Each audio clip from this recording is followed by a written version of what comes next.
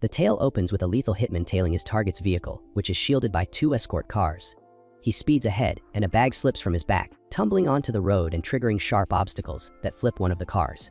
He immediately clashes with the guards in the second car and disables it by blowing out its tires. When he finally confronts his target, the bodyguard shoots at him but fails, managing only to escape. The assassin then leaps from a bridge. Moments later, he appears directly in their path. The bodyguard orders the driver to run him over, but the driver suddenly shoots the bodyguard, revealing himself as an assassin as well. They drag the target to a warehouse, where the target warns that his men won't spare them, angering the hitman, who shoots him. With the task done, they drive off. After completing the job, the two return to their spacious apartment. In their everyday routine, Kazuki takes care of all the housework, while Rei spends his time gaming. During missions, Kazuki crafts all the plans and Rei handles the actual killing. Later, Kazuki visits Shiro at his cafe, where they are praised for executing the job perfectly. They receive their next assignment along with payment for the last one. Kazuki takes half the cash and tells Kota to send the remaining portion to the usual person. On his way home, Kazuki is stopped by 2 attractive women who coax him into a bar. Unfortunately, he gambles away all his money and ends up shirtless, forced to walk home in the cold. The next morning, Kazuki bakes a cake while Rei prepares their weapons for the new mission. Their next target is a human trafficker, attending a hotel Christmas party. Their cover is to deliver a cake and slip inside. Meanwhile, a 4-year-old girl named Miri steps off a train and runs through the city, asking strangers, and even a Christmas tree, if they've seen her father. After spending the whole day searching, she reaches a hotel and enters, hoping to find him. At the same time, Kazuki, dressed as Santa, arrives at the hotel. He tricks the guards into letting him take the cake up in the elevator. Suddenly, Miri spots the cake and dashes into the elevator with him, derailing their plan. Panicking, he can't refuse when she begs to taste the cake. She happily eats it and asks if he's seen her dad. Before he can respond, the elevator doors open and she runs out, drawing attention. Rei is forced to shoot the guards from his hiding place beneath the cake trolley, while Kazuki chases after Miri to prevent more chaos. Rei rushes down the hallway, eliminating additional guards. He hides behind a wall section and expertly snipes more of them. He breaks through a door and jumps inside. Kazuki and Miri reach the party too, but she slips from his grasp. Guests flee in fear as Rei heads straight for the trafficking ring's leader. Kazuki loses sight of Miri, only to spot her beside the target, asking if he is her father. The man instead grabs her as a hostage. Rei suggests shooting through Miri to kill the target, but Kazuki refuses, terrified for her safety. He charges forward with a tray as a shield against the gunfire. He rips off his Santa beard and declares himself her father. He tells Miri to jump, and as she leaps into his arms, Rei shoots the target dead and escapes by firing through a window. After the mission, Kazuki and Rei take Miri home with them. Upon arriving, Kazuki can't help but smile at how adorable she looks while sleeping. The next morning, Miri bangs on Kazuki's door, desperate to use the bathroom. When he steps out, she cries, "Papa, I need to pee." He races downstairs carrying her and places her in the bathroom, but the toilet is too tall, so she asks him to lift her. Afterward, she requests help again to wash her hands. Later, as Kazuki cracks eggs for breakfast, Miri says she wants to try, but he refuses because the counter is too high. Annoyed, she walks away. While he's cooking, he notices her dragging a chair to reach the counter, only to fall with it. The noise wakes Rei, who steps out to check. Kazuki quickly hands Miri over, hoping Rei can keep her busy. Miri's eyes sparkle when Kazuki suggests she play with Rei. Rei lets her explore his video game collection, which she promptly scatters everywhere. When breakfast is ready, Kazuki hands Miri her plate. She begins eating, but he stops her, reminding her to say, "Thank you for the food." He also stops Rei before he starts eating. Miri happily digs in, delighted by how good the food tastes. They then look at the photos found in Miri's bag and realize the man they killed at the Christmas party was her biological father. There's also a note from her mother, furious at him for abandoning them and insisting he take responsibility for Miri. Since her father is dead, Kazuki and Rei decide they should return Miri to her mother. However, when he asks Miri, she has no idea where her home is. He asks where she came from, and she says, "From far away." When he asks who brought her, she replies that she walked a long distance and then took a train on her own. The only helpful detail she provides is that her mother works as a singer. Kazuki says they need Shiro's help to track down Miri's mother and tells Rei to stay home with her. Rei refuses. Curious about what Kazuki is doing on his laptop, Miri climbs onto the table, spills the coffee, and slips on it. After changing her clothes, Kazuki turns on the TV and tells her to relax until they return. Leaving her in the apartment, they head to Shiro's cafe. They persuade Shiro to look into their target's past girlfriends in hopes of finding Miri's mother, but they keep Miri a secret from him. Shiro is already frustrated about how disastrously the Christmas mission went, yet still assigns them their next job. As they leave, a mysterious man named Aino arrives and requests to be notified about future tasks. When Rei and Kazuki get home, they find the apartment in complete chaos, utensils scattered everywhere, the sofa overturned. Rei draws his weapon, thinking there's an intruder. While searching, they find out Miri caused the mess playing hide and seek alone.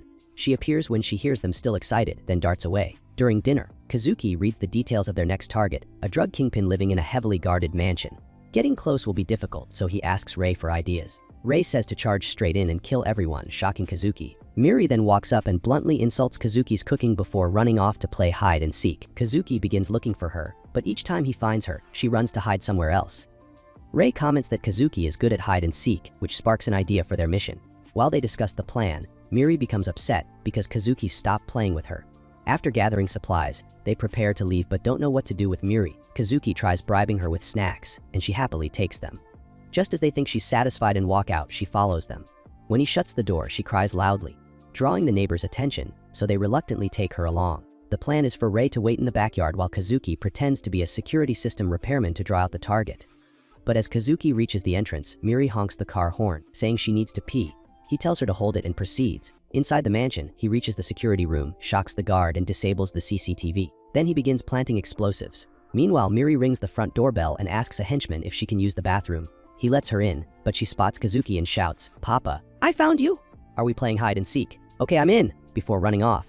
The henchman chases Kazuki. Kazuki hits several buttons, accidentally triggering all the explosives, creating chaos so they can't catch him.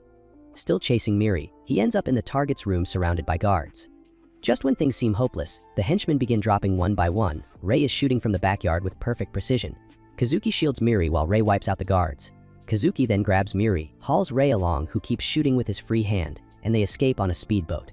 Kazuki scolds both of them for ruining the mission. Shiro then calls to fire them from the job but also informs them he found a woman likely connected to their target, possibly Miri's mother. Relieved, they hope they can finally return Miri and resume normal work. Meanwhile, Ano successfully kills the kingpin and his guards. As the boss begs for mercy, offering anything in return, Ano shoots him. The next scene shows an injured dog and his child crying, "Dad, stop." But the man snaps, "Don't call me Dad, I'm your boss." Rei wakes up from this nightmare when he hears Miri calling him for breakfast. She jumps on his stomach, jolting him fully awake. During breakfast, she happily eats her favorite meal, cornflakes with milk. Rei, surprisingly liking it, eats rapidly. As Kazuki talks to Rei, Miri climbs into his lap. He shows her bananas so she'll get off and let him eat, but Rei notices how naturally Kazuki interacts with her. He questions if Kazuki really wants to give her up. Kazuki insists they can't raise a child with the lives they lead. Later, Kazuki visits Shiro, who gives him the address of Miri's mother and subtly hints that he knows about the girl. At the park, Miri digs up dirt and shapes it into little soil balls. Kazuki and Rei talk about their own childhoods. Kazuki reveals he never met his parents, which shaped the life he lives now, while Rei hints at having a troubled relationship with his own. Miri runs over and offers Kazuki a soil ball, calling them dumplings. He takes one, and she tells him to eat it. He warns her not to call him Papa in public, but she looks around and points out no one is nearby. She is about to force him to eat it when a vendor steps out of his stall, and she rushes toward him, excited by the sweet potatoes he's selling. Miri calls out, urging them to buy her some sweet potatoes. They settle it with a game of rock, paper, scissors, and Rei loses, so he's the one who has to get them for her. Watching Rei buy sweet potatoes for the little girl makes Kazuki question whether he has what it takes to be a father. Miri returns, offering him a piece and cheerfully saying, "Let's share, Papa," which leaves Kazuki misty-eyed. While Kazuki goes to buy drinks, Miri runs toward the swings. As she plays alone, a child protection officer approaches her, concerned that she's unsupervised. He asks who she's with, and she points at Rei. The officer asks if Rei is her father, but Rei denies it. Just then, Kazuki returns and claims he is her father. His earlier warning for Miri not to call him Papa in public backfires. She refuses to say it. Kazuki lifts her up and manages to convince the officer before walking away. He then tells her that in certain situations it's fine to call him or Rei Papa, and tells Rei he needs to say he's her dad too. That night, Kazuki tries to scare Miri, but she only laughs. When the lights go out, she peeks into Rei's room and finds it empty. Opening the bathroom, she sees Rei in the tub. He explains he sleeps there in case of an ambush. Wanting to feel safe, she climbs in with him. She tries to make him smile and play, but he says he wasn't raised to behave that way. Eventually, she falls asleep in the bathtub. The next day, Kazuki and Rei take Miri to her mother. Again, Rei asks if Kazuki is sure about returning her, and Kazuki insists it's the right thing. When they arrive, Kazuki goes inside to check the workplace, leaving Rei and Miri in the car. Inside the bar, he sees Miri's mother practicing her singing. Suddenly, he's attacked by her boyfriend, the bar manager, who even slaps her. Kazuki fights back, knocking the man down. Enraged, the man grabs a broken bottle and attacks again. Kazuki receives a cut on his face but punches him hard enough to send him running. Miri's mother is upset but still offers to treat his wound. Meanwhile, Miri forces Rei to take her to a nearby park. She has a great time and makes him play on the seesaw. When she climbs the slide and waves at Rei, people judge him for not waving back, so he reluctantly does. They later sit on a bench, and he asks why she calls Kazuki Papa instead of her real father. She answers that a papa is someone who saves you when you're in trouble. This makes Ray think of his own father, who once kicked him and called him weak, telling him to kill or be killed. When Ray tried calling him dad, he snapped, "Don't call me dad, I'm your boss." Snapping back to the present, Ray realizes Miri has wandered off. Back at the bar, Kazuki tells Miri's mother he found her and is here to return her. She coldly says she doesn't want her back, claiming Miri ruined her life. Kazuki is stunned and asks how a mother could say that when Miri constantly talks about her with love, praising her hamburger steaks. She laughs, saying those were cheap packs she bought for 200 yen, and she doesn't understand why Miri liked them since her father was wealthy. Kazuki, frustrated, asks why she won't take responsibility. She explains Miri's father abandoned her, cheated with other women, and never cared about either of them. So why should she shoulder everything alone? Kazuki tells her she's being as irresponsible as he was and that Miri is her child. This angers the woman, who snaps that Kazuki has never raised a child alone and can't understand her pain. She says her career fell apart because all her time went into Miri's upbringing, then angrily throws bottles aside. Kazuki leaves, disgusted that a parent could resent their own child. At the park, Rai finally spots Miri speaking with two police officers who think she's lost. They decide to take her to the station, but she refuses to go. Ray considers letting them take her, but when Miri cries, "Save me, Papa," he chooses to be better than the father he had. Remembering her words, that a papa saves you, he approaches the officers and tells them to let her go. They ask if he's her guardian, and he says, "No, I'm her papa." He kneels, extends his hand, and says, "Calm Miri." She runs to him, calling him Ray Papa. Holding her, he says, "Let's go home." On their way back to the car, they meet Kazuki. Miri rushes to him, excited to tell him all the things she did with Papa Ri. Ray wonders what happens now, and Kazuki suggests they grab dinner, confirming that it's a meal for all three of them. Later, Kazuki gives Miri some hamburger steaks, saying her mom sent them. Miri eats happily and says they taste even better than Kazuki Papa's. Ri likes them too. Kazuki is proud that he managed to recreate the steaks Miri's mother used to give her. That night, Miri insists they all sleep together despite Rai and Kazuki not wanting to. They end up packed into one small bed, with Miri sleeping peacefully while Kazuki is squeezed uncomfortably beside her. He asks Rai to move, but Rai is already fast asleep. Next morning, Miri eagerly tries to assist. She attempts to help Kazuki pour detergent, but a small spill turns into a bigger mess on her second try, just when he thinks she's finally doing it right. Later, while Ray is on the treadmill, Miri hops onto it, accidentally speeding it up, laughing as Rai is forced to run faster. In the kitchen, Miri tries helping again but slips and creates another mess. Kazuki is stunned when he finds her using a vacuum cleaner on clothing. She apologizes for filling the bathroom with bubbles, and even when Ray waters the plants, Miri somehow causes trouble again. Exhausted, Kazuki and Ray bring her to the park, where they notice a daycare van. That sparks the idea to enroll Miri so they can work without her interrupting. Kazuki searches online for nearby daycares and starts calling, but some aren't taking new kids because they're full, while others tell him they need to register Miri at a government office first, making him furious. Meanwhile, Miri is already excited about daycare and can't wait. Kazuki and Ray take her to the government office to begin the registration process. When they arrive, the counter is still serving numbers 13 and 116, yet they're stuck with ticket 142.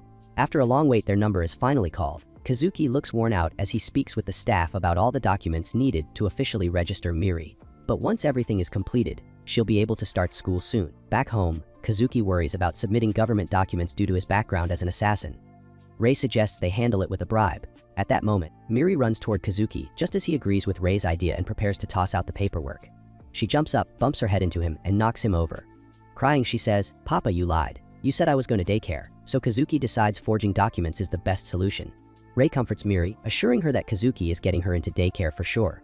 When everything is ready, Kazuki plans to submit the files the next day with Miri and Ray. The paperwork is sealed, confirming Miri is officially registered and can now attend the daycare of their choice. They take her to their first pick, and during the interview, the teacher asks whether both men are her fathers. Miri answers yes and says Kazuki Papa cooks well, and even made fake documents for her daycare, while Ray Papa is great at shooting. Shocked, Kazuki insists she's talking about a toy gun, but Miri denies it and starts exposing their work, forcing Kazuki and Rai to end the interview early. They later tell her to let them speak during future interviews. At the next one, when the instructors ask about her fathers, she praises them, saying they never do bad business. Kazuki quickly adds they work like city cleaners. The interview goes well, and the instructors approve her admission. Miri celebrates and gives both men a high five. Back home, Kazuki and Rai toast her daycare approval with energy drinks. They then read the daycare's handbook and discover a list of items they need to buy for Miri. The following day, they take her to a department store for supplies. Miri's eyes sparkle at the fancy items. Kazuki tells Ray that making a good impression on ordinary people is important and believes purchasing high-end items helps them stand out. They buy many things, and when Miri asks when she'll start daycare, Kazuki tells her tomorrow. She happily thanks him. While going over the handbook again, Rai notices they have to label every item with Miri's name. Kazuki becomes irritated and refuses, calling it ridiculous. But when Rei reminds him that this helps her establish dominance, Kazuki gets even more annoyed and leaves to buy a sewing kit. Later, Miri wants to write her own name, just like Rei did. When Kazuki returns, he finds she's damaged her expensive t-shirt by scribbling on it. Horrified, he asks if she knows how costly it was. Kazuki injures his finger again while sewing her name, then notices Rai has fallen asleep, leaving him frustrated about finishing the work alone. On Miri's first day, they show up overdressed, drawing stares from other parents. As they enter, the caretaker Miss Anna greets them and compliments Miri's outfit. Nearby mothers message in their group chat, calling Kazuki and Rei two hot dads. Anna guides them inside, showing the facilities Miri will be using. She asks them about Miri's daily routine. Kazuki proudly hands her the diary, but Anna notices he wrote about his own exhausting night instead of Miri's schedule, embarrassing him. He gives her Miri's lunchbox, but Anna explains the daycare provides meals. Rei mutters that they stayed up all night for nothing, and Kazuki snaps back that Rei slept. Kazuki and Rei leave Miri at daycare, and Kazuki feels triumphant as if they've completed a mission. During playtime, Miri asks a boy if she can join him, but he refuses and runs off. She struggles to make friends as the other kids avoid playing with her. While Kazuki and Rei sit at Shiro's cafe, Kazuki asks for work, and Shiro replies that he'll think about it.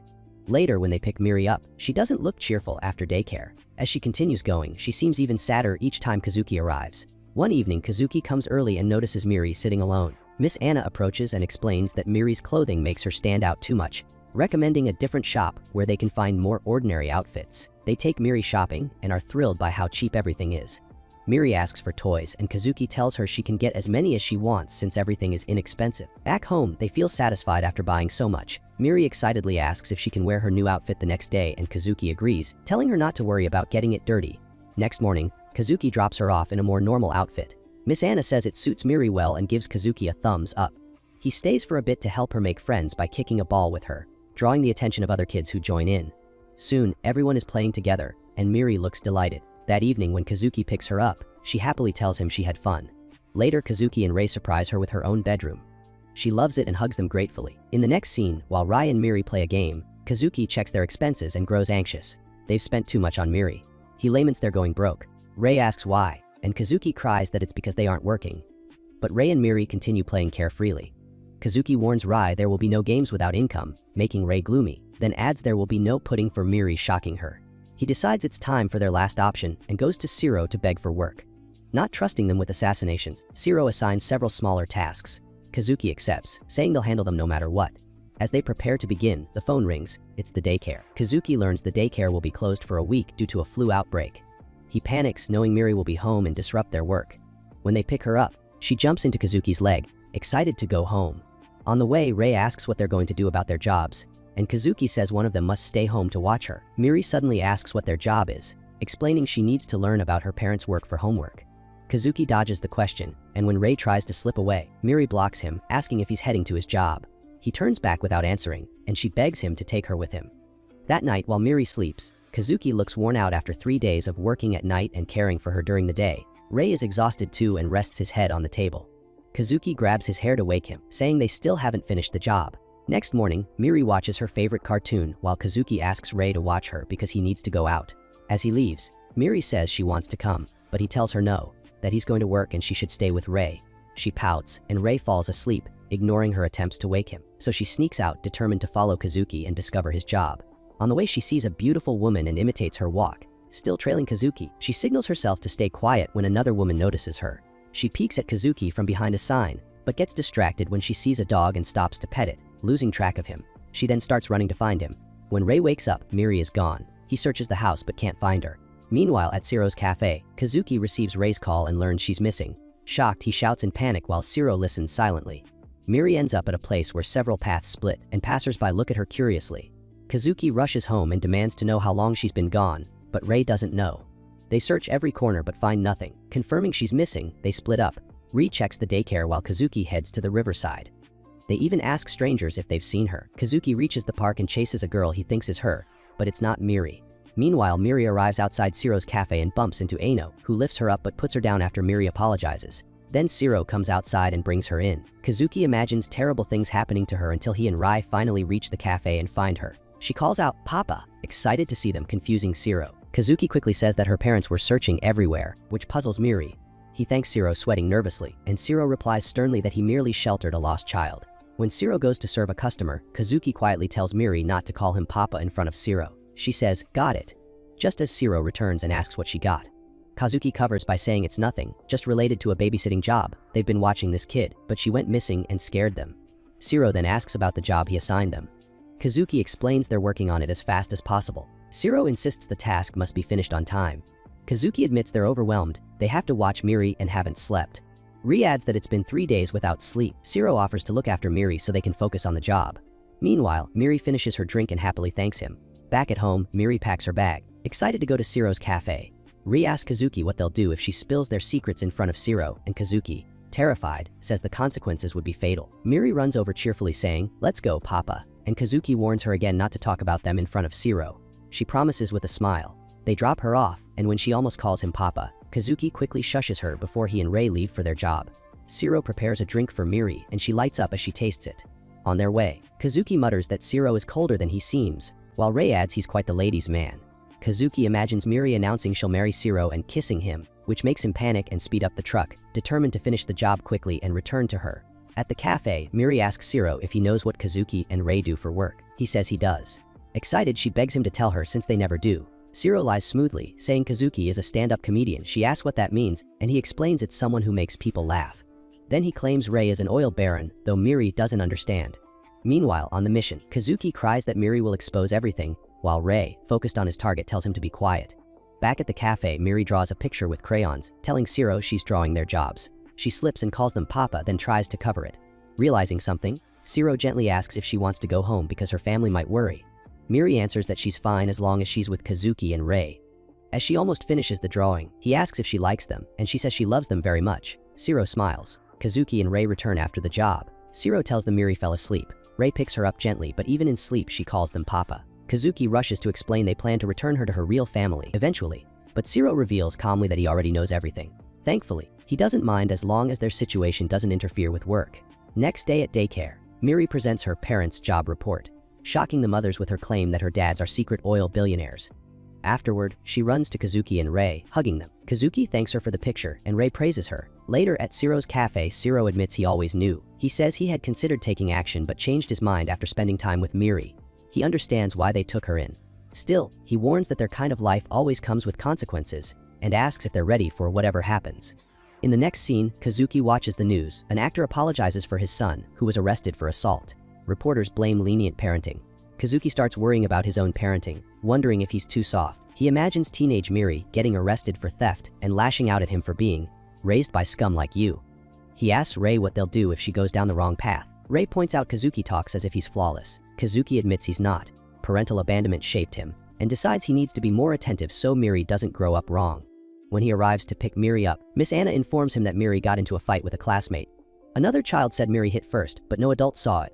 She asks Kazuki to talk to Miri at home. While Miri watches Rei play a game, Kazuki asks if she fought today. She says no. He takes her face and asks again more seriously. Miri insists she didn't hit anyone. Tiga was being a bad boy. Kazuki keeps pressing, upsetting her until she finally runs away saying she hates him. Kazuki is devastated. Next morning, he prepares lunch for Miri's field trip, wanting to make the best meal so she can brag about her dad's cooking. Rei teases him, saying he's trying to get on her good side. Kazuki is still aching from yesterday. Miri comes in, but when he tries to talk to her, she turns away and says, "I don't like you, Papa." It crushes him. She insists she'll go to daycare with Rei today. After they leave, Kazuki mourns that she dislikes him now. He imagines apologizing to a teenage Miri in jail, only for her to yell at him again. Spotting the lunchbox, he panics and rushes outside to deliver it, but Rei has already returned. Kazuki says he forgot to pack her lunch and wants to take it to her himself. Rei tells him the bus has already left. Kazuki insists they should chase the bus and deliver the lunch. Meanwhile, Miri and her classmates arrive at the zoo, where Miss Anna tells everyone to stay close as she leads the group. They first come across a beaver, then a tall giraffe enjoying its meal, followed by 2 rhinoceroses clashing with each other. The kids try balancing on one leg like flamingos. Tiga dashes around with a hamster perched on his head, while the others gently pet hamsters and rabbits, earning him a scolding from Miss Anna. Later, as Miri and her classmates watch the monkeys, Tiga startles them from behind. Miri warns him to keep quiet so the monkeys won't run away. Soon after, Tiga bolts in the opposite direction. Miri calls out that it's dangerous to wander off alone, but he ignores her, forcing the kids to chase after him. At the same time, Kazuki and Rei arrive at the zoo, hoping to deliver Miri's forgotten lunch. As the children follow Tiga, they realize they've gotten separated from the group. Miri reassures them, telling Tiga to stick with her so they can find their way back. She takes his hand and the three of them run off to search for Miss Anna. Elsewhere, Rei stands beneath a tree, communicating with Kazuki, who has climbed up to look for Miri. Spotting her holding hands with Tiga, Kazuki immediately imagines a teenage Miri confessing love to the same boy. Furious, he keeps watching until he sees two other girls with Tiga as well. Outraged, he shouts that the brat has two more girls, and that Miri isn't a toy. Rei pretends not to know him as onlookers stare at the scene. Realizing the kids are lost, Kazuki and Rei quietly trail them without directly stepping in. Miri looks over her shoulder at one point, sensing someone behind them, but sees no one and continues on. Tugay eventually collapses onto a bench exhausted. Miri tries to pull him up, insisting they need to find Miss Anna. Hearing his name, Kazuki realizes this is the boy she supposedly fought and worries another argument will break out. Because Tiga is too tired, Miri agrees to take a short break. While drinking water, he spills some and Miri gently wipes it away with her handkerchief. Kazuki notices how kindly she treats him despite their earlier conflict. Just then, Miri spots a man taking food from a vendor's cart without paying. She steps in, telling him stealing is wrong. He tries to leave, ignoring her, but she blocks his path, irritating him. As he attempts to hurt her, a rock suddenly strikes him, thrown by Rei to stop the man. The shopkeeper arrives as the thief backs off, leaving the stolen food behind and promising revenge. The search continues. Tiga runs toward a Mario Kart attraction and Miri excitedly joins him, saying she loves Mario Kart too. They happily chat while two girls watching comment that they look like friends now. Tiga asks how she knows the game, and she proudly says Papa Rai is good at it. Tuga says her dad is awesome, and she agrees, saying she loves Rei Papa. Kazuki fumes, wondering why Rei gets all the praise, while Rei quietly smirks. Miri and Tigay enjoy the ride while the others tremble in fear. Later, Miri and her friends stop for lunch. Kazuki is still stressing over how to give her the meal he made. When she realizes she doesn't have one, Tiga shares his food with her, apologizing for being mean the previous day. Watching them eat, Kazuki sighs, thinking he'll have to take her untouched lunch back home. Suddenly, the thief from earlier returns, grabbing Miri and demanding the kid's hand over their lunches. Tiga grabs the man's arm to shield her but gets caught instead. Miri pleads for him to let Tiga go. Before the thief can react, Kazuki and Rei suddenly appear in mascot costumes. Kazuki as an alpaca and Rei as a rabbit. The thief tries to fight them, but Rabbit quickly stops him with a clean hit, and Alpaca follows with a headbutt and a kick, knocking the thief to the ground. Miri hugs the rabbit and thanks him for saving them, and the other kids show their gratitude as well. The mascots tell them to be careful and leave. Behind the scenes, Kazuki and Rei pull off the masks, hoping the children didn't recognize them. Soon after, Miss Anna reunites with the lost kids and is surprised to see Miri and Tiga getting along. Miri runs over and hugs Kazuki, saying she had a wonderful day. As she goes to change her clothes, Rei hands Kazuki Miri's diary, where Miss Anna wrote that Miri accidentally hit Tiga the previous day. It wasn't an actual fight. Kazuki feels awful for doubting her and arguing when she kept telling him it wasn't her fault. When Miri returns, he hugs her tightly and apologizes for being upset. The next day, a woman named Karen visits Ciro's cafe and asks Ciro where Kazuki is. Later that evening, Kazuki arrives to pick up Miri from daycare on a rainy day. She happily sings as she walks toward him, then starts twirling in the rain. Her umbrella suddenly slips from her hand and blows toward the road. Kazuki grabs her before she can chase it. A truck runs over the umbrella, triggering a flashback of another umbrella destroyed in an accident. Miri rushes to retrieve the broken pieces, saddened because it was her favorite. Kazuki tells her he'll buy her a new one, and they start heading home. Arriving home, Miri rushes over to Rei, who's absorbed in Mario Kart. She watches him play with bright excitement. Kazuki asks Rei for a towel, but Rei ignores him. As Kazuki steps closer, the water dripping from Miri's raincoat soaks his socks. They pray before eating, and the moment Rei finishes, he gets up to leave. Kazuki then notices the messy table left behind by Rai and Miri and sighs in disappointment. Afterward, Miri asks about her large daycare towel. Kazuki can't remember where it is and calls out to Rei, who's busy working out and still doesn't respond.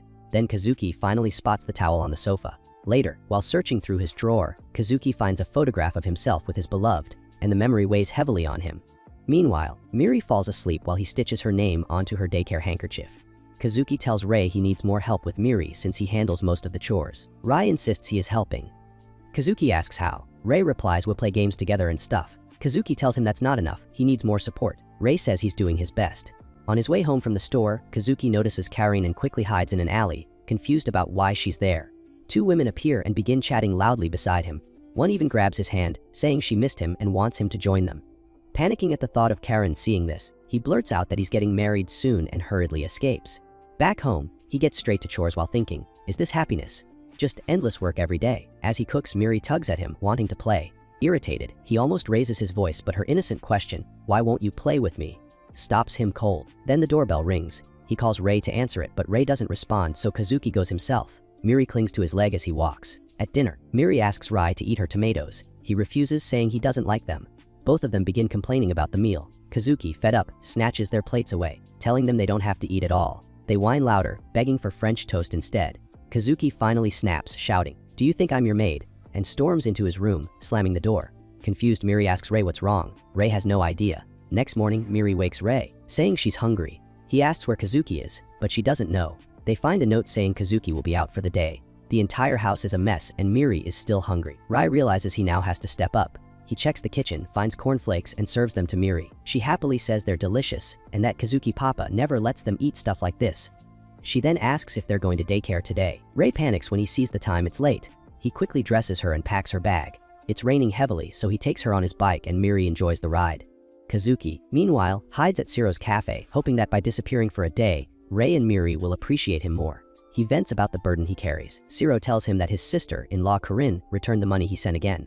He advises Kazuki to speak to her directly, but Kazuki walks out instead. Rei and Miri arrive at daycare, only to find no one there. Checking his phone, Rei realizes it's Sunday.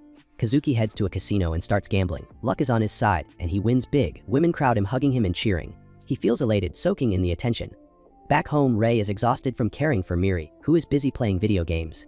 Later, she sneezes while drawing and tells Rei she's hungry. He orders pizza. She hugs him, delighted that they won't have to eat vegetables. After drinking heavily, Kazuki sees a man walking with his daughter and is suddenly reminded of Miri. But instead of going home, he looks away and keeps walking. He bumps into a man, who throws him to the ground and warns him to watch his mouth. Back home, Rei checks the time. Kazuki still hasn't returned. Miri asks why Kazuki Papa isn't home yet. Rei sighs and says he thinks Kazuki abandoned them. Kazuki, trying to stand up, sees a woman he mistakes for his late wife, but it's actually her sister, Karen. She asks if he's okay and tells him Siro explained everything. Kazuki tries to leave, but she loudly says she can't accept the money he sends. Kazuki replies that he'll stop sending it. She asks why he sends it at all, saying, "It's not like my sister's death is your fault, right?" Kazuki answers that it is his fault, because he killed her. A flashback reveals the truth. On a mission, Kazuki chases a target down a dark alley. The man escapes by hijacking a car. As he speeds off, someone shoots at the tire, causing the car to lose control and crash into a gas truck. An enormous explosion erupts. Tragically, Kazuki's wife Yuzuko happens to be crossing the street at that exact moment. Before he can warn her, the blast engulfs her, sending her umbrella flying. Next morning, Rei wakes up feeling a warm sensation on him. It's Miri. When he touches her, he realizes she has a fever. Kazuki still hasn't returned. Rei checks her temperature, sees it's dangerously high and tries calling Kazuki, but he doesn't pick up. He searches for children's medicine but finds none. With no other choice, he decides to take her to the hospital, only to realize he doesn't know where one is. So he grabs Miri and rushes to Siro to ask for help. Kazuki visits Yuzuko's grave and gently tells her that he hasn't forgotten her. After spending a quiet moment there, he walks away and heads to a familiar place, where memories flood back, specifically the moment he first met her. He remembers collapsing from injury, unable to move, when Yuzuko approached him and asked if he was okay. Just then, Karen appears and points out that this is the spot where he first encountered her sister, right? Kazuki looks sorrowful as she talks about Yuzuko. He recalls Yuzuko being pregnant with their child and is overwhelmed with regret. Karen reminds him that Yuzuko wanted him to find happiness and urges him to start anew instead of clinging to grief. She then brings up the child he took in, saying she believes he can bring joy to her life. Kazuki promises he'll do his best. At that moment, sunlight breaks through the clouds as the rain ends. Kazuki seems lighter, and Karen smiles warmly at him. He returns home to find the house a mess. Peeking into Miri's room, he discovers Rei and Miri asleep together, and her fever gone. Next morning, they serve him French toast. Miri eagerly urges him to eat it, watching closely. After tasting it, he bursts out loudly, "I'll show you suckers what real toast is," and breaks into a smile. He then gives Miri her new umbrella, and she joyfully dances around with it. Finally, he places Yuzuko's picture on his desk. Early the next morning, Rei gets ready to go somewhere. As he steps out, Miri appears, half asleep, and asks if he's heading out. He says he's going home. She replies, "But this is your home." Rei pauses, admits she's right, and leaves anyway. Kazuki emerges and asks if they have a job today. Rei says no. Kazuki wonders why Rei seems so serious. Miri waves goodbye and nearly reveals something before Kazuki stops her. He relaxes only when she turns away and mutters sheesh. As Rei heads out, Kazuki tells him not to stay out too late. Then Kazuki asks Miri where Rei is going. She says Rei told her he's going home. She then announces it's time to start their mission. Kazuki agrees. Rei arrives at an enormous gate surrounded by cameras. He enters and walks toward his father's mansion. As he opens the door, he realizes it's been 3 years since he last came here. Meanwhile, while shopping, Miri asks Kazuki if Rei has 2 homes. Kazuki explains that the other one is where Rei used to live with his father. She then asks, "So Rei Papa's father is my grandpa?" Kazuki says yes, sort of. Miri says she wants to meet him. Kazuki immediately refuses, calling him a diabolical man. Miri asks what diabolical means. Kazuki explains it means scary. She asks if it's like when Miss Anna sings songs at school. Remembering her loud singing, Miri shudders. Kazuki says it's not quite like that. Rei steps into his father's room and greets him. His father comments that living with peasant like Kazuki must have taught him manners, meaning Kazuki isn't entirely useless. But then he criticizes Rei's performance on recent jobs, suggesting Kazuki's influence is the reason. Rei remains silent. His father insists that being an assassin is in Rei's blood, and tells him it's time to return home to lead the family organization. He says he allowed Rei to live outside only because Rei promised to come back one day. But now Rei has formed pointless attachments that threaten the business. He says something must be done about Kazuki. Rei pleads with him not to involve Kazuki and asks for time to think. His father agrees but orders him to complete a job by the end of the day. Looking through the files, Rei recognizes the target. His father tells him the man betrayed their organization and must be eliminated. Rei accepts the assignment. Meanwhile, Kazuki and Miri are preparing a surprise birthday party for Rei. Miri asks why Rei Papa's father called him, and Kazuki explains that his father is angry at Rei for rebelling against the strict training meant to make him the next head of the family. He says that was when he met Rei for the first time, back when Rei acted like a robot. Miri excitedly asks if he could shoot beams like a robot, then makes a face when Kazuki says not that kind of robot. She wonders if Rei Papa can make up with Grandpa. Kazuki says he's not sure. Just then, Rei calls, telling Kazuki he'll be late. Kazuki tries to mention they have plans prepared, while Miri clings to him because she also wants to talk. Kazuki holds her back, but Rei can hear Miri's voice in the background. Miri then pulls the phone down and tells Rei to come soon because they have pizza too. Kazuki quickly ends the call. Rei steps outside, and Ano comments that Rei is the heir to the great Suwa family. Rei's father watches from the window as Rei leaves with Ano. Ano drives Rei to the target's location while sharing intel. Rei says he already knows the target and learned many skills from him, but now has to kill him because he tried to leave the organization for a woman he loves. Ano asks Rei why he kills, whether it's for the Suwa family or simply for pleasure. Rei dodges the question by asking Ano why he kills. Ano explains he follows a personal philosophy that justifies it. Rei calls it distasteful. When they arrive, Ano asks Rei to share the target's final words so he can record them in his notebook. Rei walks to the pier to face the target. The man immediately understands why Rei is there and draws his weapon. They start fighting. During the clash, the man says he's known Rei since he was young and was shocked when Rei abandoned the family. But now that Rei is acting on his father's orders, he sees Rei is a true Suwa after all. He runs upstairs with Rei in pursuit. They exchange gunfire. Rei gets close and they fight hand to hand. Suddenly, the man kicks Rei with great force, sending him crashing to the ground. Meanwhile, Miri waits for Rei to return home after they've finished setting everything up for the celebration. She turns to Kazuki and asks why Rei Papa always seems sad. Kazuki answers that his face just naturally looks that way. Miri quietly adds that sometimes when her mom tries to look cheerful but is really hurting inside, Rei Papa has that same expression, except he looked even more down today. That's why they made his favorite dishes and planned a surprise. She asks if he'll smile today, and Kazuki tells her he will. Back with Rei, the target fires at him while he dodges. Then Rei chases him as he bolts up the stairs. Rei reaches the terrace and scans the area, only for the target to leap down on him and start another brawl. The man taunts him, saying he behaves like a mindless puppet for the organization, always ready to strike anyone they point at, calling him a true assassin. Rei replies that it's the organization's law. If someone walks away, they must pay with their life. The target retorts that Rei will never understand because he found something he wanted to protect, which changed everything for him. He grabs Rei and tries to hurt him, but Rei shoves him off, injuring his hand. The target tackles Rei to the ground and attempts to finish him, but Rei aims his weapon at him. Then Rei unexpectedly lowers it and says he also has something he wants to protect. The target refuses to believe him and charges again. Rei stops him with a bump to the head and a shot to the leg. The man stumbles backward, crashes through a railing and plummets. Rei tries to catch him but fails. He runs downstairs, only to see Ano already there, standing beside the lifeless body. Ano opens his notebook and asks what the man's last words were, but Rei keeps them to himself. They were, "I'm on my way." Ano loads the body into the back of the car and tells Rei to head back.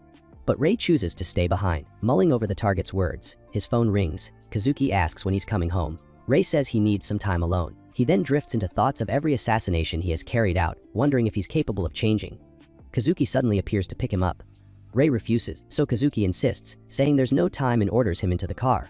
While driving, Rei asks how Kazuki found him, and Kazuki reminds him he set up his phone. Rei calls him overprotective, but Kazuki says Miri would have been heartbroken if he hadn't shown up, so he traced the location. He also mentions he told Miri about the first time he met Rei, how unkempt and lifeless Rei had been when Kodo introduced them. Rei says Kazuki wasn't exactly a useful coworker back then either, leaving Kazuki surprised since Rei had never said anything like that before. Rei adds that at first Kazuki meant nothing to him, but then Kazuki kept cleaning.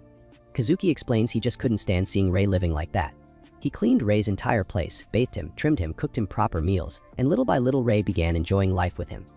Rei then asks if they can truly change, and Kazuki answers that they can. When they arrive home, Rei sees what's left of the surprise birthday setup Kazuki and Miri prepared. Miri is fast asleep from waiting so long. Rei then remembers that today is his birthday. Kazuki lights the candles, and half asleep Miri wakes up, softly sings "Happy birthday, Rei Papa," then dozes off again. Rei smiles, and Kazuki whispers to her, "You did it, Miri." Later, Ano delivers a new assignment to Shiro, sent directly by the boss, Rei's father. Shiro opens the envelope and finds the next targets Kazuki and Miri. The following day, Kazuki cheers Miri on as she trains for her upcoming field day race. She runs over to him with shining eyes when he shows her the timer, telling her she broke her own record and will definitely win.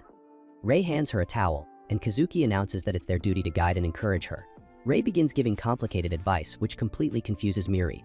After wiping her face, she declares she wants a gold medal and runs off to keep practicing. She takes her position, and when Kazuki calls, "Start," she dashes forward while Rei watches. Kazuki nudges him to cheer along with him. Later, they stop by Shiro's cafe for drinks. They tell him about Miri's field day happening on Sunday. Miri proudly says she practiced a lot. Rei shoots Kazuki a gloomy glare when Kazuki pats her and praises her grit. Miri adds that they'll take many pictures to show Kaio-chan later. But Shiro looks troubled because the new targets are Kazuki and Miri.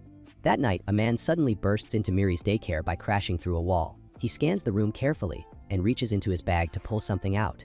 In the following scene, it's the morning of Mary's sports day, and Kazuki is busy preparing a special lunch for the event. Rei shows up, and it turns out he was the mysterious man from the nursery. Kazuki starts sweating nervously, wondering what Rei ended up doing, but Rei calmly says the mission went perfectly. Kazuki freezes in shock when Rei suddenly asks if he can help, and he quickly checks on him since Rei has never volunteered before.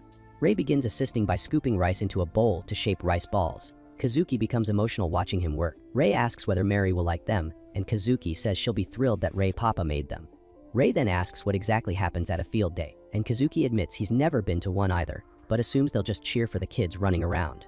At that moment, Mary wakes up, amazed by the delicious meal, and rushes to the table delighted to see all her favorite dishes.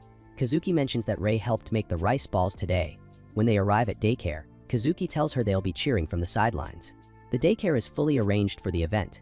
Mary says goodbye, runs to her friends, and tells them to give it their best. Kazuki then asks Rei where he reserved their viewing spot. Everyone is stunned when they see the location he secured. It looks like a restricted zone wrapped in barbed wire. Kazuki says people probably think some strange person set that up. They pick another place and notice that all the parents are already prepared with cameras. Kazuki and Rei take out their own gear, ready to capture the best shots of Mary. A group of mothers suddenly appears, chatting with Kazuki while Rei wonders when Kazuki became so close to them. Rei asks, and Kazuki explains they drop their kids off every day, so they naturally got to know each other, adding that they're quite popular among the moms. One mother says she really likes Rei Papa because he has a cool, mysterious hitman vibe. Kazuki awkwardly laughs and tells Rei it's a strange thing to say. Another mother adds that Rei Papa feels like an oil baron and Kazuki like a comedian, both very cool, while Rei listens quietly. Soon the kids line up for the opening ceremony, and all the parents clap as Miss Anna announces the start of field day with a small parade. Kazuki rushes to capture photos of Mary as the children march onto the ground. He calls out to her while taking pictures, and Mary smiles sweetly at the camera. The moms comment that Kazuki Papa seems extremely attached to her as he tears up from excitement. Rei wonders if this is normal behavior. When Mary sits with her group, the principal announces that the representative M will begin with a greeting. Kazuki is surprised as Mary's friend wishes her luck, and Mary steps onto the stage. She takes the mic and says they practiced a lot and will do their best, asking teachers and parents to cheer for them. Kazuki whistles loudly, prompting the principal to tell him to tone it down. Kazuki and Rei seem confused about the next game until Anna explains that they'll start with a dance ball toss. Mary dances along with the other children, and when the whistle sounds, she begins throwing balls into the net. Moms cheer, calling their kids adorable. Kazuki enthusiastically roots for Mary while Rei watches silently. The next event is a teacher versus student tug-of-war with Miss Anna on Mary's team. It looks like it might end in a tie, but Anna pulls harder and wins. Kazuki remarks on how impressive she is and Rei agrees. The children praise Miss Anna's strength. After that comes the gymnastic formation by Mary's class, and Kazuki cheers loudly while Rei observes quietly. The moms go wild as their kids form cute shapes. Suddenly, Kazuki becomes irritated when he sees Mary happily interacting with TGA, and Rei repeatedly mutters, "He dies." Kazuki glares and says it's not nearly as funny when he says it. Miss Anna then announces lunchtime. Seeing all the tasty dishes Kazuki made, the children light up. The moms ask if he prepared everything, and he says almost all of it. He even tells them there's plenty and they should help themselves. When Mary's friend says she wants some too, Mary suggests everyone should eat together, and her friends happily agree. Rei watches silently as the children enjoy the food Kazuki made. He looks down at his own rice balls, feeling unsure, thinking he shouldn't offer them because the kids might not like them. Then Mary turns and says she wants to try Ray Papa's rice balls. She bites into one and discovers choco rings inside. Her friends taste theirs and find gummies and strawberry jam. Kazuki is horrified thinking Ray made strange rice balls, but Mary beams, saying they're delicious and the others love them too. She thanks Ray and he smiles slightly.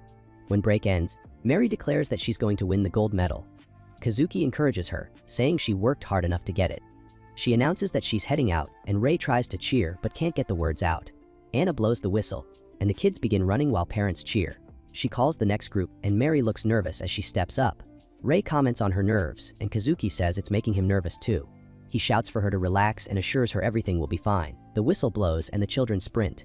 Mary runs as fast as she can while Kazuki cheers loudly. Seeing her struggling with nerves, Ray pushes past his shyness and yells out encouragement. Kazuki is stunned to hear him shout like that. Suddenly, a loud noise scares Mary, making her trip during the race. She quickly gets up and keeps running toward the finish line. Kazuki and Ray are shocked, and Ray realizes his shout caused it. Mary finishes the race but receives only a participation medal instead of gold. Feeling down, she goes to her papas and apologizes for not winning. Kazuki gently reassures her, telling her not to worry because she gave it her all. Meanwhile, TGA proudly shows his gold medal to his parents, and Kazuki and Mary try to console Ray, who blames himself for Mary's loss. Suddenly, Mary hears the announcement for the parent-child games and grabs Kazuki's hand, insisting they play together. She says she wants to play with both of them, but Ray, still upset, tells them to go without him. Mary turns to him and says, "Ray Papa, watch me. This time I'll win the gold medal."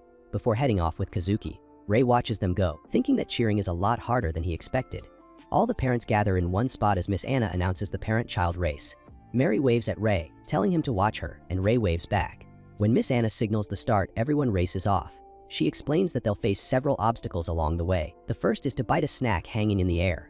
Mary climbs onto Kazuki's back and tries to grab it with her mouth, but TGA has already eaten his, frustrating Kazuki. Next is the sack race. Mary and Kazuki hop forward trying to catch up, but TGA and his father remain ahead. In their attempt to speed up, Mary and Kazuki tumble to the ground. Mary apologizes and Ray grows concerned, but Kazuki reassures her and they get back up. The final challenge is a scavenger hunt. Miss Anna explains that they must pull a card from a box, find the item written on it, and bring it to the finish line. Mary picks a card, reads it, and when Kazuki asks what it says, she suddenly darts off toward Ray. She grabs his hand and pulls him along, telling him to come with them. Confused, Ray runs beside her until they reach Kazuki, and Mary shouts for both of them to run. Realizing the answer, they each take one of her hands and sprint together. A mother comments on how fast Ray Papa is, while the children watch excitedly. With Ray joining in, their speed increases, and they quickly outpace everyone. They cross the finish line first and win the race. Ray smiles, and Mary joyfully says she did it. Kazuki beams with pride as Mary celebrates her gold medal. When Ray asks what was written on the card, she hands it to him. It says, "Family." Understanding the meaning, Kazuki tears up and Mary laughs, teasing him for crying even though he's a grown-up. Anna suggests they take a family photo, and Mary eagerly agrees. Ray reminds Kazuki that they're assassins, but they still take the picture. By the end of the day, they walk home completely drained, with Mary already asleep in their arms. Elsewhere, Aino reminds Siro not to forget the job as he looks at their family photos. The next day, Miss Anna tells the children that Christmas is coming, and they should practice a song for the daycare party. She begins singing with the piano but struggles, and TGA laughs along with the other children. Mary then says she can sing the song and begins singing beautifully. She smiles when everyone praises her voice, and Miss Anna says they'll all practice together. On the way to pick up Mary later, Kazuki says they need to decide on a Christmas present for her. When they arrive outside the daycare, they see a woman standing there. Ray asks if she's Mary's mom, and Kazuki confirms it's her, Asaka Miki. She introduces herself politely. Kazuki, remembering their conversation at the bar, asks why she's here. He is stunned when she says she's come to take Mary back. He angrily reminds her that she abandoned Mary and didn't want to see her again, so it's too late. She insists she's her mother and has the right to live with her daughter. Kazuki becomes furious, but Ray stops him, warning that it could cause a scene. Just then, Mary spots her mother and runs toward her. Kazuki tries to stop her, but she happily hugs Miki, who says she missed her a lot. Kazuki's hope collapses as he watches them. Back at home, Mary shows her drawings to her mother. Kazuki mutters that they shouldn't have let this woman into their home. While Mary's mom praises her artwork, Ray says they couldn't speak seriously in front of everyone at daycare. Mary then shows her mom her room. Miki asks if all the things inside belong to her. When Mary opens her wardrobe full of clothes, her mom asks if she is happy living here, and Mary says yes. Miki replies that she should continue living with them. Mary hugs her, saying she loves her mama but also loves her papas. Miki apologizes for sending her away. Mary then excitedly announces that she wants to eat her mom's hamburger steak, and asks her papas to eat with them. Kazuki is stunned. Miki says she'll use their kitchen, which fills Kazuki with jealousy, but Ray points out that Mary is happy. Miki starts cooking, but Kazuki whispers angrily to Ray that she'll ruin his kitchen. When she serves the food, Mary eats with joy. Kazuki snaps that it's not better than the steak he makes, but Mary happily tells her mom it's delicious, and Miki is relieved Mary likes it. Rei quietly admits it tastes good, which only irritates Kazuki even more. After dinner, Mary tells her mother that she'll be singing Silent Night at the Christmas party. While Kazuki cleans the table, her mom comments that they used to sing it together.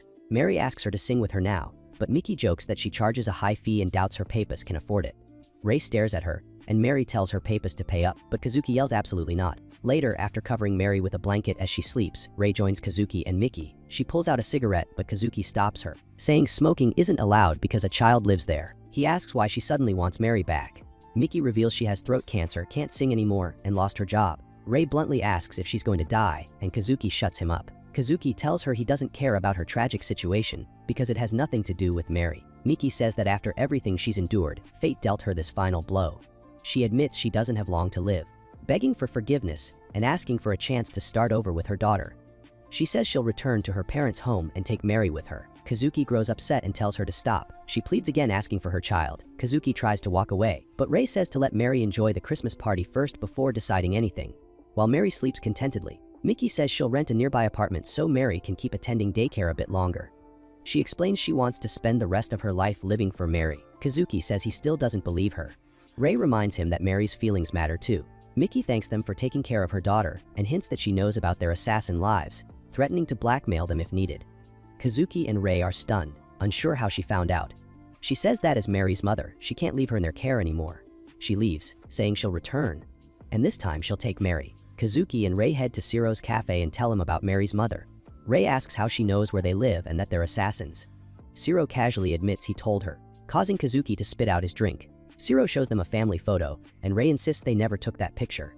Rei's eyes burn with anger when Ciro says Aino took it. Kazuki asks if Aino is after Mary. Ciro explains the organization thinks Mary's presence is making them sloppy.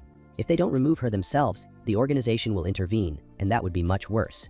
That's why he contacted her mother. Rei remembers his father's warning that the target had betrayed the organization and that Rei was ordered to kill him as punishment for disobedience. Kazuki argues that they can't just hand Mary over. Ciro reminds them that they're the ones who killed her father, so trying to live a happy family life is pointless. One day Mary will learn the truth and resent them, so they should forget this dream before it shatters. The next morning as Mary sleeps, Kazuki lifts her blanket, and she murmurs that there's no daycare today. He tells her they're going out, and she instantly jumps up, excited. Kazuki bangs utensils loudly to wake Rei, and Mary giggles when he jumps. While heading out, Kazuki tells Rei they should have one last family day they won't regret. Mary asks where they're going, and she pouts when Kazuki says it's a secret. Rei gives him a look. When they reach the location, Kazuki reveals their destination and shows her pictures of the inside. Mary becomes even more excited. Rei tells her they'll have fun, and she grabs his hand, bouncing with joy. Kazuki declares they're going to have a blast, and they all agree. They enter. It's an amusement park. They start by going down a slide together. Then they cross a climbing net, and Mary plays another game with Rei before jumping on a trampoline. Kazuki snaps a picture of her. Next, she tries bouldering. Kazuki worries because climbing seems difficult for her, asking what happens if she falls. A worker tells him she's secured with a safety line. Mary laughs and says Kazuki Papa isn't good at climbing. When it's Rei's turn, he scales the wall quickly, and Mary cheers that Rei Papa is cool. Afterward, they sit down to drink some water. Kazuki receives a message from Mary's mom saying she'll pick her up at 6. Just then, Mary returns, and Kazuki suggests grabbing food on the way. Mary asks for ice cream, so Kazuki tells Rei to buy it while he goes ahead to find a table. Mary soon arrives holding Rei's hand, and they sit together. Kazuki notices her large ice cream. Mary grins and tells Rei to open his mouth, and he can't refuse. Then she offers some to Kazuki, who gets emotional and happily eats it. Mary says it tastes even better when they share it and keeps eating. Kazuki asks for another bite, but she refuses. He argues there's still plenty left, so Mary quickly gobbles it down. Kazuki calls her a meanie, but Mary mispronounces it as weenie, making Rei correct her and causing Kazuki to laugh. After she finishes eating, she says it tasted nice. Kazuki picks her up to wipe her face clean. Her eyes drift to a boy sharing his meal with his mother, and she quietly says she wishes her own mom could have eaten with them. Kazuki glances at the boy enjoying time with his mom and softly agrees, holding Mary close as his eyes fill with tears while Rei silently observes. Mary giggles that it tickles, so he puts her down and she happily runs off saying she wants to play video games.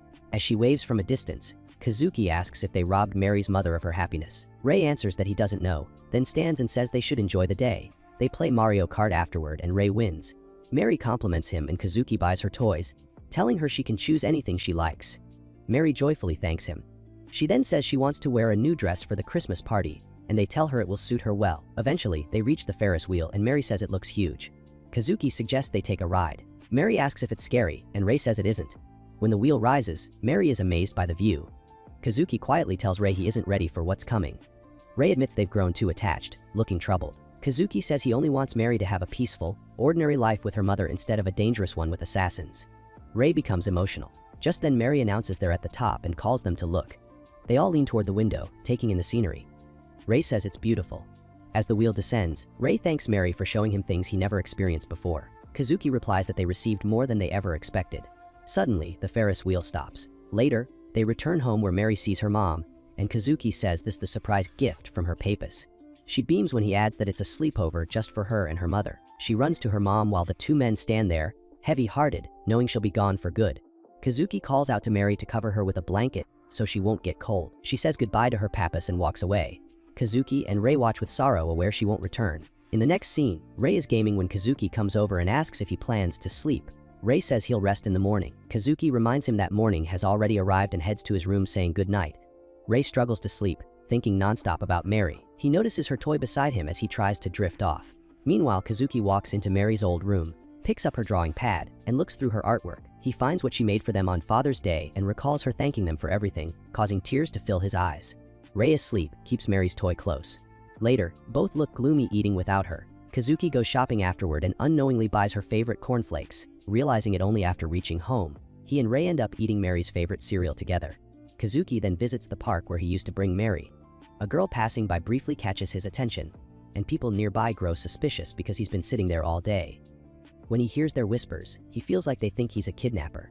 At night, they eat ramen since there's no reason to cook healthy meals without Mary and watch her favorite cartoon because they miss her badly. Later, Rei steps outside trying to light a cigarette. Kazuki mentions he hasn't seen him smoke lately. Rei replies that Kazuki told him not to smoke around Miri. Kazuki says that it's strangely quiet without her except for Rei's games. Kazuki retorts that Rei has been ruining his cooking. Rei snaps that he should order food if it bothers him. Rei then says he hopes Mary is eating properly. Kazuki assures him her mother must be feeding her well. Rei then says he'll return to his father's home since he was asked to come back. Kazuki agrees because they don't have much reason to stay together anymore. Rei offers him the apartment, but Kazuki refuses, saying he'll move somewhere smaller because this one is too large for someone living alone. He looks saddened. Rei hands him his lighter before leaving, and Kazuki remarks that this must be his parting gift. Meanwhile, Mary is thrilled to eat the hamburger steak her mom cooked, since it's her favorite. But after she tries it, she says it doesn't taste like the one she used to have. Her mom says it's better than the cheap ones and shows an injured finger, saying she worked hard to make it. Mary simply eats and says she likes this one too. Next, Kazuki asks Shiro if he has any jobs for him. But Kazuki is drunk and miserable. He refuses to give Kazuki work until he recovers and hands him money to use until then. Kazuki explains he left the money for Karine, but she wouldn't accept it, so he wants Shiro to take it back. Shiro says he won't give it all at once because Kazuki would spend it.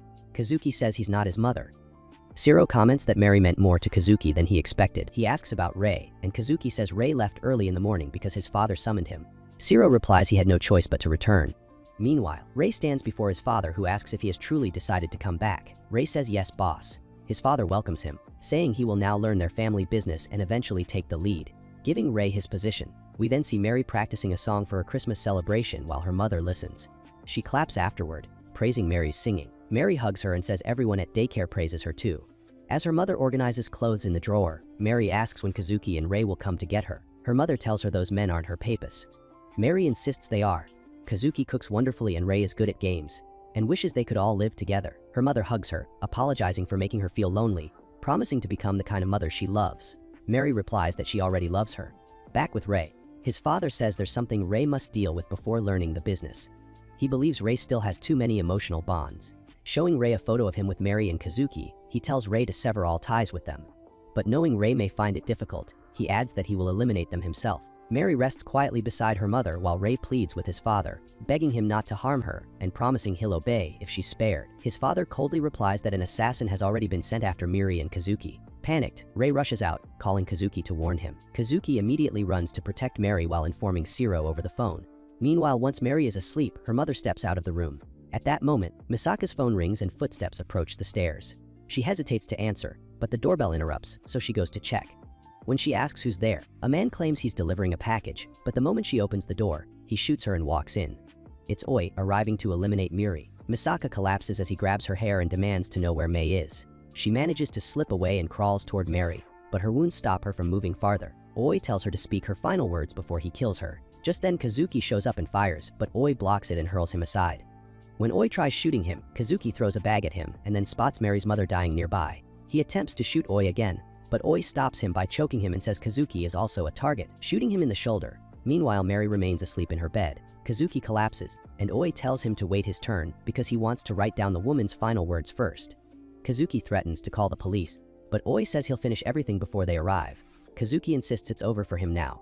Confused, Oi asks what Kazuki thinks he can do. Kazuki answers that he's only the brains of their team, then shouts for Rei. Oi turns expecting an attack, but Kazuki uses the distraction to strike. However, the plan fails, and Oi stops him with ease. Just as he's about to kill Kazuki, police sirens echo outside. Oi kicks Kazuki in the face, moves toward the window, and leaps out to escape. Kazuki holds Mary's mother, urging her not to die. Shiro arrives, revealing he faked the sirens and warns that real officers are almost there. Masasa points toward Mary's room as her strength fades. While Kazuki struggles to accept she's dying, Shiro pushes him to hurry. Mary is still asleep. Masasa begs Kazuki to protect Mary and apologize to her for missing her Christmas party, tears slipping down her face. Kazuki pleads with her not to leave because Mary needs a family. Huo comes out carrying Miri and tells Kazuki it's time to go. He brings Mary close to her mother one last time. Tears fall from her mother's eyes as she touches her daughter and apologizes for being selfish before passing away. When police sirens sound again, they leave. Later, Kazuki wraps his wounded shoulder while Miri continues sleeping.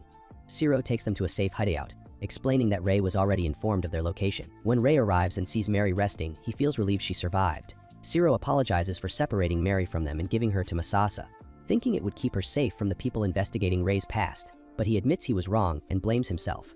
Mary murmurs in her sleep, and knowing she'll be hungry later, Shiro goes to get food. Rei asks Kazuki what they should do next, remembering Mary's mother's plea to protect her. Kazuki suggests erasing every trace of Miri and placing her in an orphanage so they can leave her life permanently.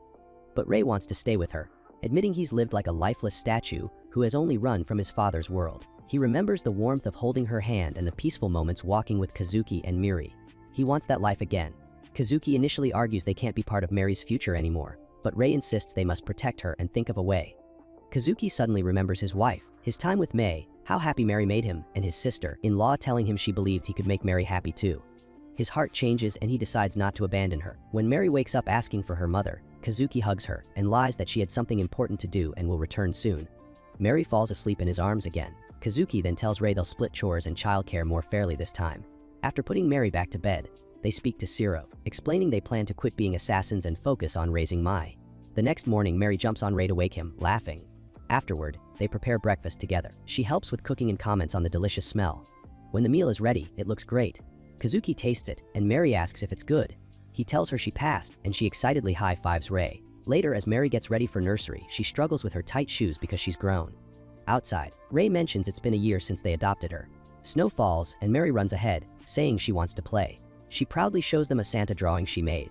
Kazuki asks Mary what she wants for Christmas, and she replies that her mother has already told Santa her wish. They head to the nursery to drop her off, as the daycare's Christmas party is happening that day. When they arrive, Mary excitedly runs towards Santa. Miss Anna comes out and asks whether Mary's mother will be attending the event. Mary also asks if her mother is coming. Instead of revealing the truth about her passing, Kazuki tells Mary that Miki can't be there because she's on an important trip. Rei adds that once they finish their important task, both of them will attend the Christmas party. Mary asks them to pinky promise, and Rei agrees. When her friend calls her over, Mary waves goodbye, saying, "Ba papas." Miss Anna mentions that Mary practiced a lot for the performance and hopes they'll be there. They assure her they will. After that, they meet Shiro, who is waiting for them. He opens a bag of weapons and hands one to Rei. Before leaving, he warns them not to be late for Mary's party. Kazuki mutters that they might not make it back alive, and Shiro angrily throws the bag in his face before walking off. They head toward Rei's father to negotiate a peaceful exit from the organization. As they approach, Rei looks at the Santa costume Kudo gave them to wear at Mary's party and asks Kazuki if he believes in Santa. Kazuki explains he grew up separated from his parents and never received gifts, so believing was impossible. Rei agrees but says that even if they don't believe, Mary does, and it's their job as her parents to protect that dream. He offers to play Santa. Kazuki says it's fine because Kuda gave them 2 costumes, so they can both dress up for her. They reach the organization's entrance. Rei asks to speak with the boss. Guards search them and confiscate their weapons, while Rei is allowed through. Kazuki is stopped outside. Rei protests, saying Kazuki is his partner, but henchmen surround Kazuki with guns, citing the boss's orders. Kazuki taunts them, saying they haven't disarmed him completely because Rei himself is a weapon. At that moment, Rei attacks one of the guards, slamming him into another. Kazuki jumps behind the third man, while Rei grabs a gun and shoots the last henchman. Kazuki runs to the car, shouting for Rei to get in. Inside the compound, the henchmen mobilize as soon as they receive orders to eliminate Rei and Kazuki. Ano remarks that since they've arrived, it's time to kill. Rei prepares his weapon as they head toward the base, but suddenly bullets rain down, shattering their car windows. Rei fires back while Kazuki drives, saying they should make it dramatic. He then takes a shortcut toward the building. Smoke pours from the vehicle, and it crashes into the organization's entrance. Rei emerges and immediately spots Ano watching them. Kazuki steps out coughing. Rei tells him to move, and as they rush to open the door, gunfire erupts from within. Rei counts 8 enemies and declares he'll handle 6. They throw a gas bomb, filling the area with smoke. The henchmen fire blindly as Rei and Kazuki slip in and eliminate them. They split up as planned and Kazuki takes out 2 guards. Rei moves upward, tossing another gas bomb and dispatching more men. Kazuki follows up the same staircase but freezes when Ano appears through the smoke. He fires, but Ano strikes first and slams him down. Ano prepares to finish him and demands Kazuki's final words. Meanwhile, Miss Anna compliments Mary's craft project. Mary says she'll show it to her papas. Anna hopes they finish their work soon and join the party. Mary reminds her that they made a pinky promise. Back to the fight. Ano is about to shoot Kazuki when Rei arrives in time to save him. Rei and Ano exchange gunfire in a brutal clash. During the fight, Ano shoots Rei, but Rei survives thanks to his bulletproof vest. Kazuki rushes over to help him. Ano approaches again and Kazuki distracts him, sarcastically offering his last words. Enraged, Ano fires as Kazuki runs. Kazuki loses his weapon but keeps moving, forcing Ano to chase him. Another shot hits and Kazuki ducks into a room. He throws objects at Ano, but Ano shoots them aside and hits Kazuki in the leg. As he closes in to kill him, he demands Kazuki's final message for his diary. When Ano opens it, Kazuki grips a gas cylinder and threatens to take him down with him. Rei bursts in, but Ano punches him away. He kicks Rei and aims his gun, but Rei knocks the weapon aside. They grapple as Ano tries choking Rei. Suddenly, Kazuki stabs Ano in the back and Rei headbutts him, driving the blade through his neck. Ano collapses. Rei offers his hand, asking if Kazuki can stand. With Rei's help, he gets up and they move out. Ano reaches toward his diary, but a lighter rolls near him, igniting the gas cylinder and engulfing him in flames. After wrapping Kazuki's injured leg, Rei insists on confronting his father alone and tells Kazuki to find an escape vehicle. Meanwhile, Mary gets ready for the Christmas event with her classmates. Rei enters his father's room and approaches him, saying he's leaving the organization. His father refuses, declaring it Rei's destiny. Rei repeats that he's leaving. His father grabs a gun but Rei shoots first. Even while wounded, his father tells him to kill him but warns that the organization will hunt him down. Rei says he only wants to live peacefully with his real family. He acknowledges that his father taught him survival, something he's grateful for, but living away from him opened his eyes to what truly matters. He recalls every moment spent with Kazuki and Mary, saying those are the most precious memories of his life, something being an assassin never gave him. His father insists that no matter what he does, he can't escape their bloodline. Rei confidently replies that he can, because his bond with Kazuki and Mary is stronger than blood. To sever his ties permanently, Rei purposely shoots himself in the shoulder, making himself unfit to return as an assassin. As Rei leaves, his father nearly shoots him from behind but ultimately lowers his weapon, letting him go. Outside, Kazuki waits. Seeing Rei's injury, he asks about it, and Rei says he caused it himself. They quickly leave. Back at the daycare, Mary's class prepares to sing for the Christmas program. With Miss Anna on piano, they begin. Mary scans the audience, looking for her papas. At that moment, she spots them entering in Santa costumes, hiding their injuries. She beams with joy because they kept their promise. After the performance, she runs over and hugs them both. Rei compliments her singing, and Mary happily thanks him. Miss Anna notices their matching outfits and snaps a family photo. The story then jumps forward 10 years. Teenage Mary begins her first day of high school. Kazuki and Rei now run a diner together. Rei serves her breakfast and she smiles, saying it's delicious, calling him Rei Papa. Suddenly, she remembers something and rushes to the doorway, calling them over. She leads them outside to take a photo and snaps a cheerful selfie.